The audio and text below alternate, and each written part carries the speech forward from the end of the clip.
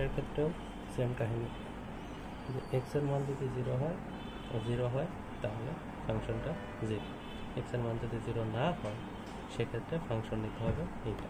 তাহলে যদি left hand limit নেই, লেফট হ্যান্ড লিমিটে কী ছিল জাস্ট, যে limit x tends to 0 minus F of x.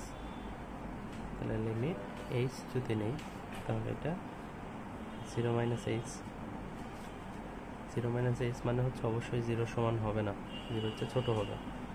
তাহলে লিমিট এইচ টেন্স টু 0, 0 সমান না হলে এটা হবে নট ইকুয়াল 0 হলে, তাহলে ফাংশন হবে এটা। আর এক্সের জায়গায় বসবে 0 মাইনাস এইচ, তাহলে 0 minus H whole square sine 1/0 minus H.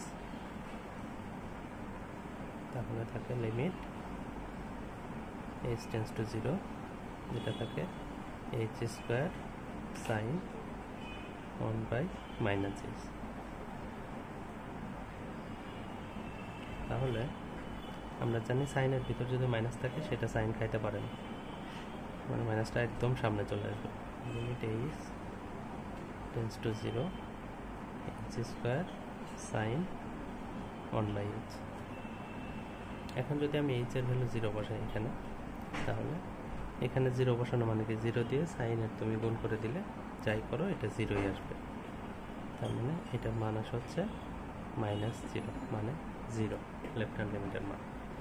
এখন আমি যদি এফ অফ 0 বের করতে যাই, এফ অফ 0 মানে হচ্ছে এফ অফ 0 মানে এক্স এর মান 0, তো এক্স এর মান 0 বসালে তো এটা 0 হবে, কারণ এই যে বলাই আছে এক্স এর মান যদি 0 হয় ফাংশনের ভ্যালু হয় 0, তার মানে এফ অফ 0 আসে। এখন দরকার হচ্ছে রাইট হ্যান্ড লিমিট। তাহলে রাইট হ্যান্ড লিমিটের ক্ষেত্রে limit x tends to 0 plus F of x. তাহলে আমি এক্সকে যদি এইচ দ্বারা সরাই দিই তাহলে এটা হবে 0 প্লাস এইচ। তার মানে limit H tends to 0, 0 plus H মানে কি এটাও 0 সমান না, 0 হচ্ছে বড়, তার মানে ফাংশন হবে উপরেরটা। তাহলে 0 plus H whole square sine 1/0 plus H. এখানে যদি এইচ ওই আগের মতো করেই বসাই এটার মানও আসবে 0। তার মানে দেখো এখানে লেফট হ্যান্ড লিমিট 0, ফাংশনে 0, রাইট হ্যান্ড লিমিটও 0, তার মানে আমাদেরকে লেফট হ্যান্ড লিমিট সমান এফ অফ 0 সমান রাইট হ্যান্ড লিমিট। তার মানে এটা ফাংশনটা কন্টিনিউয়াস। তার মানে আমাদের তিনটা শর্তই ফুলফিল করতেছে, এই জন্য ফাংশনটা অবশ্যই কন্টিনিউয়াস হবে। এবার দেওয়া আছে এখানে দুইটা ফাংশন, যদি এক্স এর মান 0-এর চেয়ে ছোটো হয় তাহলে ফাংশন এইটা, এক্স এর মান 0 সমান অথবা 0-এর চেয়ে বড় হলে ফাংশন হচ্ছে এটা কন্টিনিউয়াস কিনা, এক্স ইকুয়াল 0-তে কন্টিনিউয়াস কিনা এটা দেখাতে হবে।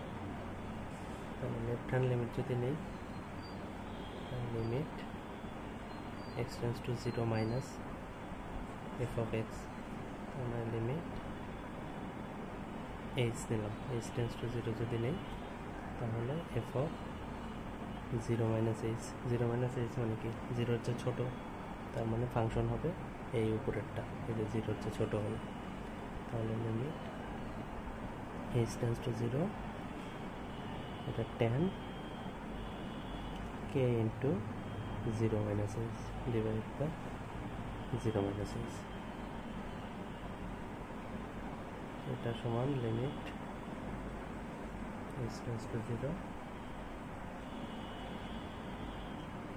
tan kh, 0 মাইনাস এইচ মানে তো এইচ, ডিভাইড বাই এইচ।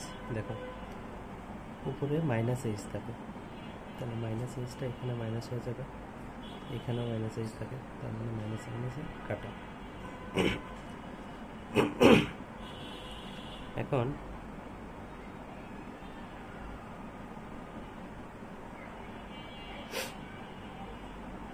দেখো লিমিটের একটা সূত্র ছিল যে limit x tends to 0 tan x by x, এটা সমান হচ্ছে 1, এটা লিমিটের সূত্র। তার মানে এইখানে সেম কাহিনী করব, লিমিট এইচ টেন্স টু 0 না করে আমরা কে এইচ টেন্স টু 0 নিব। কেন? সূত্র মেলানোর জন্য। দেখো এটা কে এইচ, নিচেও আমি একটা কে এইচ নিলাম, তাহলে কে একটা বেশি নিছি, এই জন্য এখানে কে গুণ দিব। তাহলে দেখো limit k H tends to 0 tan k H by k H মানে কি tan x বাই এক্স, এটা সমান 1, তার মানে এই পুরোটা 1, তাহলে 1 ইন্টু কে সমান কে। তার মানে লেফট হ্যান্ড লিমিট আমি পেলাম হচ্ছে কে। এখন আমার রাইট হ্যান্ড লিমিট দেখতে হবে।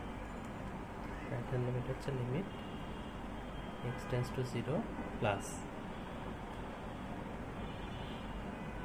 তাহলে এফ অফ এক্স 0 প্লাস মানে এটাকে যদি আমি এইচ বানাই তাহলে এটা হবে 0 প্লাস এইচ।